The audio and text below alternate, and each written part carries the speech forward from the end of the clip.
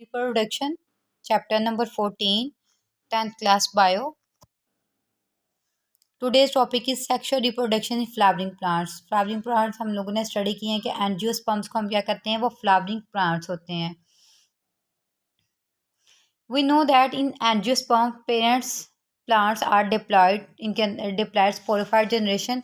Flower is a reproductive structure in this generation. ये line आप MCQ के लिहाज से करेंगे कि फ्लावर क्या है, एक रिप्रोडक्टिव पार्ट के तौर पे बिहेव कर रहा होता है इस जनरेशन में.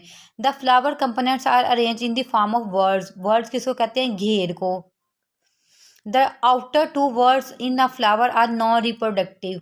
आप इस चीज़ को करेंगे for MCQ. Outer two whorls जो से होती हैं प्लांट की, वो क्या करती हैं, नॉन रिप्रोडक्टिव पार्ट में प्ले करती हैं, और जो इनर टू वर्ड्स होती हैं वो रिप्रोडक्टिव वर्ड्स होती हैं. मतलब पहली दो लेयर हमारे पास जस्ट एंड जस्ट प्रोटेक्शन का काम करेंगी, और अगली दो वर्ड जो हमारे पास होंगी वो एज अ रिप्रोडक्टिव स्ट्रक्चर के बिहेव करेंगी. ओके जी, फर्स्ट वर्ड जो हमारे पास होती है उसे कहते हैं कैलेक्स. ये इसकी साइंटिफिक टर्म है calyx. Calyx is the outermost whorl. It is usually green in colour. ये ज़्यादातर किस कलर की होती है, ग्रीन इन कलर. इस individual unit leaflets are called sepals. इनको हम क्या कहते हैं, सेपल्स कहते हैं. Sepal protect the inner whorls at the bud stage. जब वो कली की शक्ल में होता है तो ये जो सेपल्स होती हैं, ग्रीन इन कलर होती हैं, ये उस बर्ड की प्रोटेक्शन कर रही होती हैं. Next whorl is corolla. Corolla इसकी सेकंड वर्ड को कहते हैं. Corolla is the next inner whorl and it is often colour brightly. Its individual units leaflets are called petals. इसको क्या कहते हैं, पेटल्स कहते हैं. They serve to attract bees birds which are the agents of pollination. अब ये क्या करती हैं, बेसिकली अगर हम किसी भी प्लांट को ऑब्जर्व करें, अब रोज़ प्लांट को ऑब्जर्व कर लें, बाहर की आउटर मोस्ट लेयर जो उसकी होगी ना, वो ग्रीन इन कलर होगी. उसके बाद जब इसकी पेटल्स आती हैं तो वो होती हैं रेड इन कलर. ज़्यादातर प्लांट्स ब्राइट कलर की इसलिए होते हैं ताकि बर्ड्स, एनिमल्स, इंसेक्ट्स इनसे अट्रैक्ट हों और वो हेल्प कर सकें पोलिनेशन में. क्योंकि ये हेल्प कैसे करते हैं पोलिनेशन में, कि जब भी कोई बर्ड, कोई इंसेक्ट आके इन फ्लावर के ऊपर बैठेगा तो जो पोलन ग्रेन्स होंगे वो इनके साथ स्टिक कर जाएंगे, और जब वो दूसरे किसी प्लांट तक जाएंगे तो वो पोलिनेशन में हेल्प करेंगे. ब्लू बॉक्स की तरफ आएँ. The flower is actually a condensed shoot with the node present very close to each other. The different parts of the flower are attach to the nodes. अब यहाँ से ये आप लोगों ने करना है वर्ल्ड की definition. All the structure present at the one nodes are collectively called whorl. कि घेर या घेर किसको कहते हैं प्लांट के अंदर, कि उसकी नोड से लेके उसके अंदर से जितने लीफलेट्स निकल रहे हैं उसका क्या कहलाता है, वर्ल्ड. ये वर्ल्ड की डेफिनेशन होगी. अब हमारे पास है जी थर्ड रो. प्लांट की जो थर्ड रो है उसे कहते हैं androecium. Basically it is a reproductive part and which part, male reproductive part. Third whorl is known as male reproductive part. यहाँ पे आप हेडिंग कोड करें, third whorl androecium is the male reproductive part of flower. Its units are called stamens. इनको क्या कहते हैं, stamens कहते हैं. अब स्टेमन्स कैसे होते हैं इसको हम पहले चेक कर लेते हैं. स्टेमन्स इस प्लांट के अंदर आप चेक करें स्टेमन्स कहाँ पे हैं. एग्जाम्पल में हमारे पास ब्रासिका का एक फ्लावर है. यहाँ पे आप चेक करें कि इसके अंदर ये जो पोर्शन है,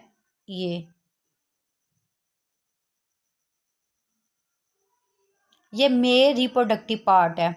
अब मे रिप्रोडक्टिव पार्ट को बेसिकली हम कहते हैं स्टेमन. स्टेमन के अंदर एक स्वेलन ऊपर वाला पोर्शन होता है, इसे कहते हैं एंथर. एंथर के अंदर पोलन सैक बनते हैं, और पोलन सैक के बाद यहाँ पे पोलन ग्रेन्स बनते हैं. ठीक है. इसके बाद ये जो डंडी नुमा स्ट्रक्चर ऊपर को गया हुआ इसे कहते हैं फिलामेंट. एंथर और फिलामेंट को कलेक्टिवली हम स्टेमन बोलते हैं. इसके अलावा जो हमारे पास फीमेल रिप्रोडक्टिव पार्ट होता है वो ये होता है. उसमें सबसे ऊपर वाला जो पोर्शन होता है उसे कहते हैं स्टिग्मा. उसके बाद ये नीचे नेक लाइक स्ट्रक्चर होता है, इसे कहते हैं स्टाइल. और ये जो नीचे वाला पोर्शन होता है उसे ओवरी बोलते हैं. और ये राउंड सा स्ट्रक्चर होता है उसे ओव्यूल बोलते हैं. स्टिग्मा, स्टाइल, ओवरी को कलेक्टिवली कार्पल का नाम दिया जाता है.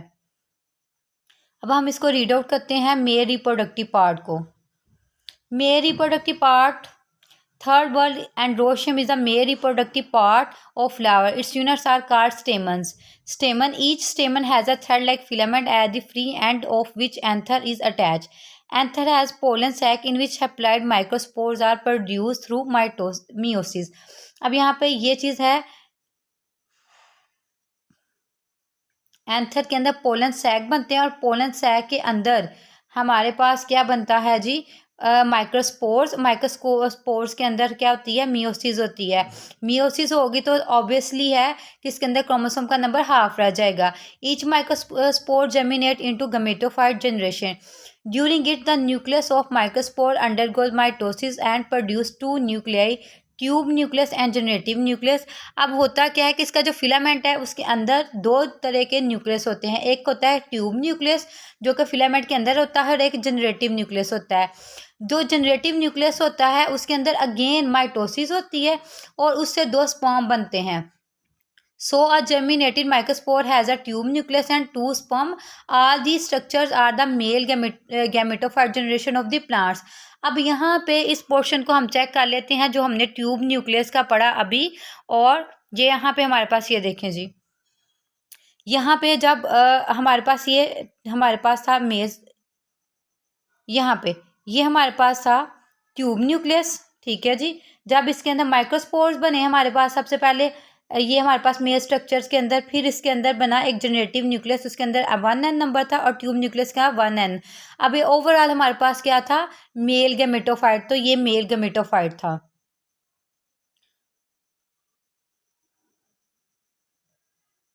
Fourth world is gynoecium.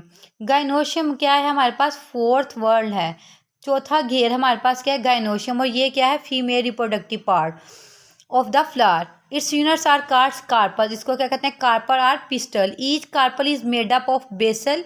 Basal का मतलब होता है जो बेस पे होता है, ovary, middle style and upper stigma. Inside ovary there are 1 to many ovules. Ovary के अंदर बहुत से ओव्यूल्स होते हैं, मतलब एग्स होते हैं। Each inside each ovule 1 haploid microspore. But वहाँ पे बना था माइक्रोस्पोर, और मतलब मेल में बना था माइक्रोस्पोर, और जो फीमेल होगी उसमें बनेगा macrospore. Is produce through meiosis. Macrospore germinates into female gametophyte generation. During it, macrospore undergo mitosis and produce egg cell. और macrospores किससे क्या बनेगा, egg cell बनेगा and some associated structure like fusion nucleus. Egg cells are associated structure are the female gametophyte generation of the plants. इस egg cell से basically female gametophyte plants क्या होगी, generate होगी। अब यहाँ पे ब्लू बॉक्सेस के अंदर थोड़ा सा उन्होंने रेफरेंस दिया हुआ है कि एक डिफरेंट प्लांट्स के अंदर कार्पल का नंबर डिफरेंट होता है, एक से ज़्यादा भी हो सकता है, वो फ्री भी हो सकते हैं, फ्यूज़ भी हो सकते हैं। नेक्स्ट यहाँ पे ब्लू बॉक्स में उन्होंने बताया है कि अरिस्टोटल का एक जानशीन था, जानने वाला था, जिसने फर्स्ट टाइम ही उसने रिकॉग्नाइज किया था किसको, मेल और फीमेल सेक्स पार्ट को फ्लावर के, और उसी ने पोलिनेशन और फर्टिलाइजेशन का कॉन्सेप्ट दिया था। अब नेक्स्ट हमारे पास जो हेडिंग है वो आएगी पोलिनेशन की। पोलिनेशन बेसिकली क्या होता है, पोलिनेशन पे यहाँ से हम स्टार्ट करेंगे हेडिंग पोलिनेशन की। When pollen grains mature they are transfer to stigma, वो क्या करते हैं, स्टिग्मा को ट्रांसफर हो जाते हैं। It is called pollination. तो यहाँ तक इसकी डेफिनेशन होगी पोलिनेशन की, कि जब पोलन मैच्योर हो जाते हैं वो तो किसको ट्रांसफ़र हो जाते हैं, स्टिग्मा को ट्रांसफ़र होते हैं। अब स्टिग्मा के अंदर क्या प्रोसेस होता है वो उसको स्टडी करते हैं। On reaching the stigma the tube nucleus of pollen grain construct a pollen tube, कि जो ट्यूब न्यूक्लियस होता है उसके नाम से इंडिकेट कर रहा है वो क्या बना देगा, पोलन ट्यूब बना लेगा। The pollen tube contains a tube nucleus and two sperms. The tube grows through a style and ovary and enter to ovule. Here it burst, जब वो पोलन ट्यूब एंटर हो जाएगी ओव्यूल में तो वो tube क्या हो जाएगी, फट जाएगी। ब्रस्ट का मतलब होता है फट जाना। एंड रिलीज द स्पर्म, और स्पर्म को क्या कर देगी, रिलीज कर देगी। Both sperm enter the female gametophyte, दोनों स्पर्म गैमेटोफाइट के अंदर, फीमेल गैमेटोफाइट के अंदर एंटर हो जाएंगे। One sperm fuses with egg and form diploid zygote. इनमें दोनों में से एक स्पर्म, कोई भी स्पर्म इसमें से हो सकता है, वो एग के साथ मिलकर डिप्लॉयड जाइगोट बना देगा। The other sperm fuses with the fusion nucleus, ये हमने पढ़ा था कि फीमेल के अंदर फ्यूजन न्यूक्लियस भी बनता है। And form a triploid nucleus called endosperm nucleus, क्या कहते हैं, एंडोस्पर्म। अब इसके अंदर कार्बन का नंबर, सॉरी कार्बन कह रही हूँ, इसके अंदर क्रोमोसोम का नंबर होगा 3n। Since the process of fertilization involves two fusion, it is called double fertilization. क्योंकि इस प्रोसेस के अंदर दो आपस में स्पर्म आपस में फ्यूज हो रहे हैं, इसलिए इसको क्या कहते हैं, डबल फर्टिलाइजेशन, क्योंकि इसमें दो स्पर्म इन्वॉल्व हैं. जाइगोट, अब यहाँ पे जो हम हेडिंग कोड करेंगे बेसिकली वो करेंगे formation of seed and fruit. zygote develop into embryo and endosperm nucleus develop into endosperm.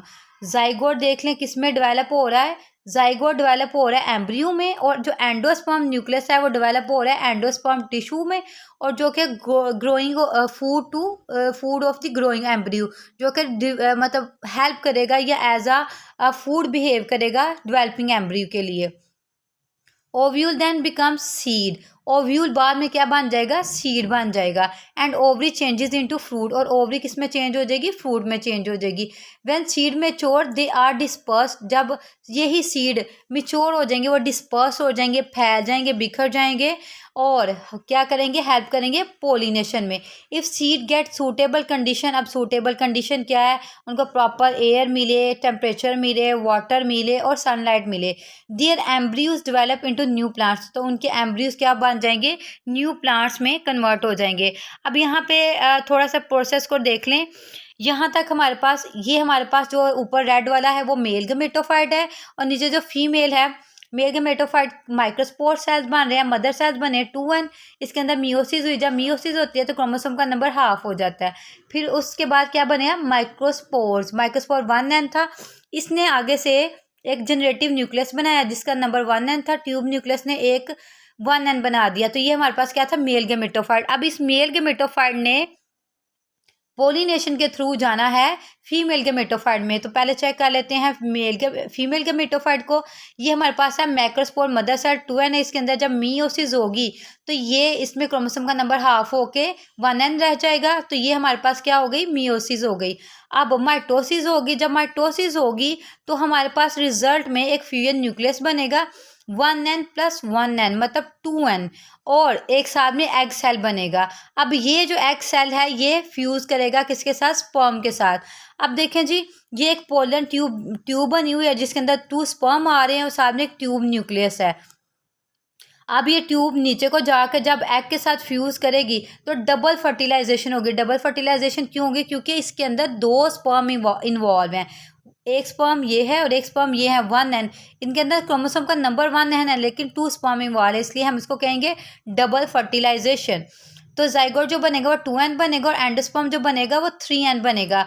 अब यहाँ पे हमारे पास जो चीज़ें हैं जी, सबसे पहले ये एक पूरा सीड है, एंडोस्पर्म टिश्यू है ब्लैक में, उसके बाद ये सीड कोट है जो कि लाइट सा स्काई ब्लू कलर का है, और जो ब्लू हमारे पास ये जो अंदर है ये एक एम्ब्रियो है, ये एक इंडिविजुअल है, और ये इंडिविजुअल ग्रो करके नेक्स्ट दोबारा स्पोरोफाइट जनरेशन बना देगा. So this is all about the life cycle of a flowering plant.